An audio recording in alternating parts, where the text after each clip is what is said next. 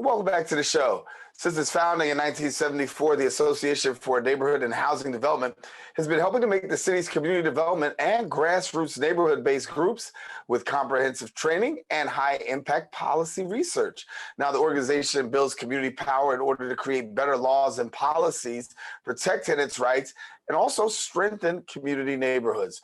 Joining us now is the Director of Organizing and Advocacy at the ANHD, Emily Goldstein. And Emily, thank you for joining us.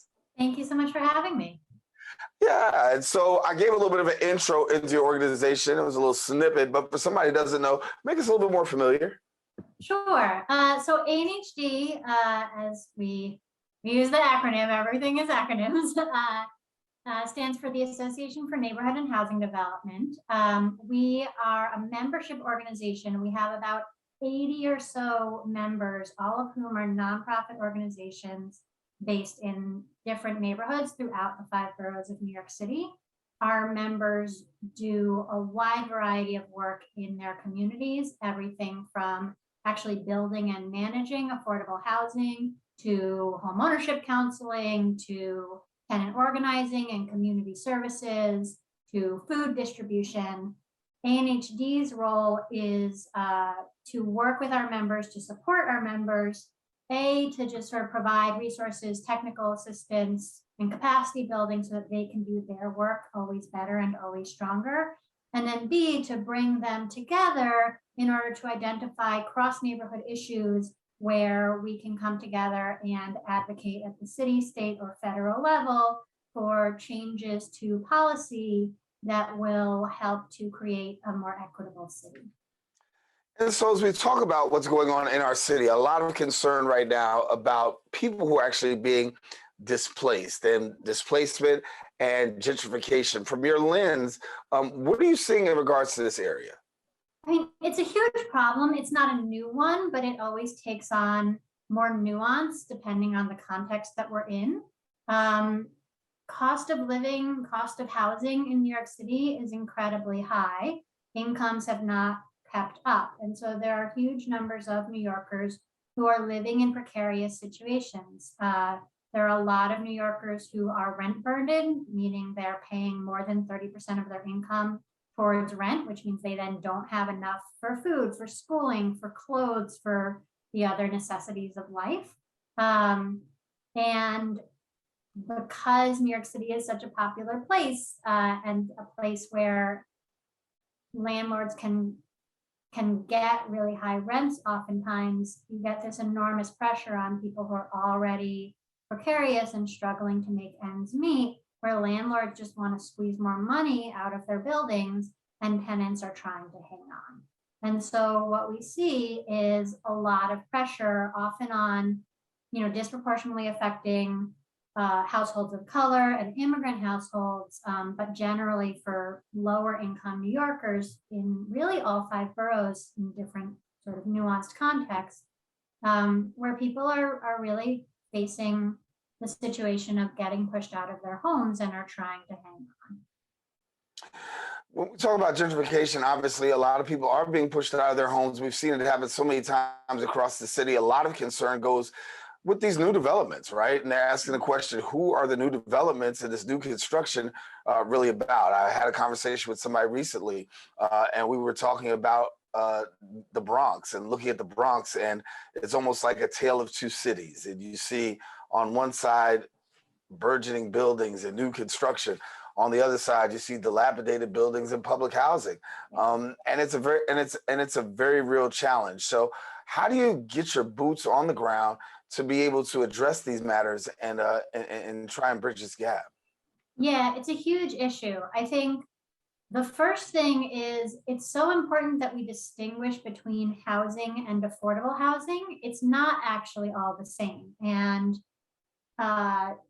our current mayor and past elected officials have not actually always been very diligent about really looking at the differences between the two. People talk a lot about we need more housing, but so often the housing that's being built doesn't actually serve the people in New York City who need housing. And so you wind up with a situation like we have right now. There was recently a new set of data released called the Housing Vacancy Survey. And it showed that for apartments that are renting for $2,300 or above, the vacancy rate is over 12%. That's incredibly high. Meanwhile, for apartments that are renting for $900 or below, the vacancy rate is less than 1%. So you can see the disparity and see the mismatch, that there's so much being built, but it's not being built in a targeted way for the people who need it.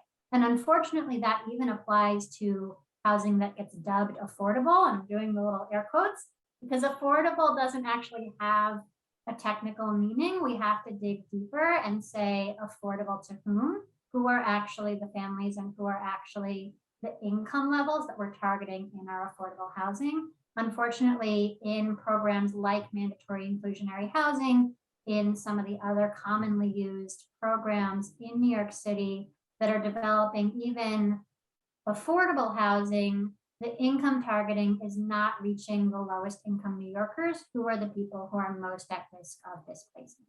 And so you wind up in a situation where people already under pressure are then seeing new buildings, as you said, go up in their neighborhoods that are even being called affordable, but where no one in the community can actually access that resource. And it's an incredible disparity. Yeah, and I want to talk about this because we talk about how the city is actually changing, and part of that is development, but also we're also dealing with rezoning, and we're hearing a lot of questions about rezoning. I guess the big question is, with what we're hearing about rezoning, is it even necessary at this point? I mean, so zoning is a tool, and like a lot of tools, like it can be used for good or it can be used for evil or it can be used for all sorts of things. You know, we're talking about the Bronx, so a huge glaring example, obviously, under, a few years ago was the Jerome Avenue rezoning, and that was a huge amount of territory in the Bronx, surrounded by mostly rent-stabilized housing, surrounded by communities that are low income for the most part, communities of immigrants, communities that are majority Black and brown, and where tenants were already experiencing some of the displacement pressures that I talked about.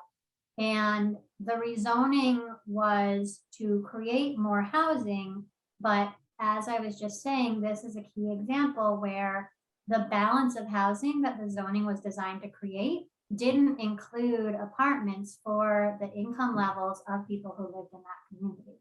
And so in and of itself, zoning just means the rules of what can be built. So zoning is not in and of itself a good thing or a bad thing. It's a question of how it's getting used.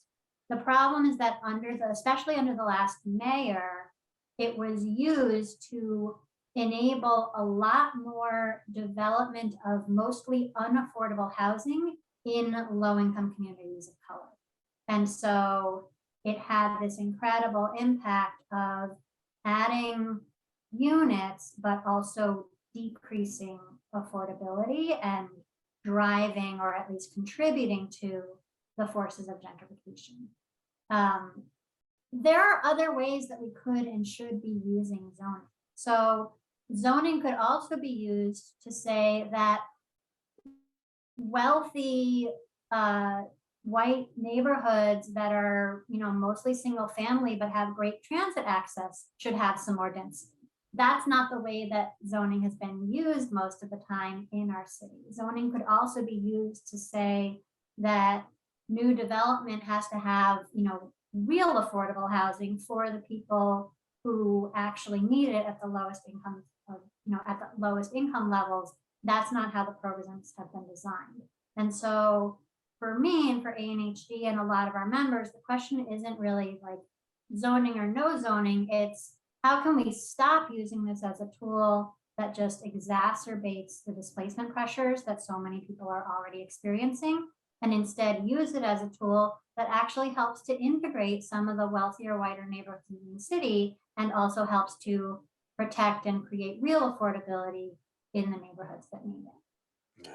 When we talk about New York City, I want to get your perspective on this because when we talk about the city, obviously we have our own set of challenges, but we're not the only big city that's actually dealing with this. How are we comparing and faring out versus other cities when it comes to the issue of gentrification and displacement?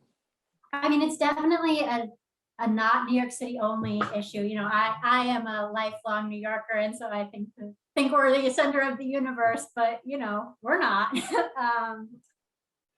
Affordability is actually a national crisis, and homelessness is a national crisis. And in cities throughout the country, and also in small towns and in rural communities, people are feeling displacement pressure, are having trouble paying the rent or paying the mortgage, and are trying to put policies in place to help protect folks.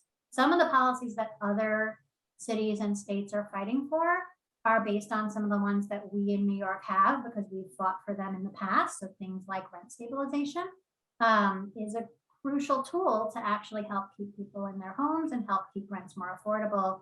And there are places around the country that are fighting for things based on that. Another good example is New York City, you know, grassroots groups from all over the city, including several Bronx groups that really led the way, fought for and won a right to a lawyer when tenants are facing eviction, the right to counsel. And that has had an incredible impact of reducing evictions, because when tenants are actually represented by a lawyer, they are often in an eviction case able to actually stay in their homes. And there are other cities around the country that are now trying to put similar solutions in place.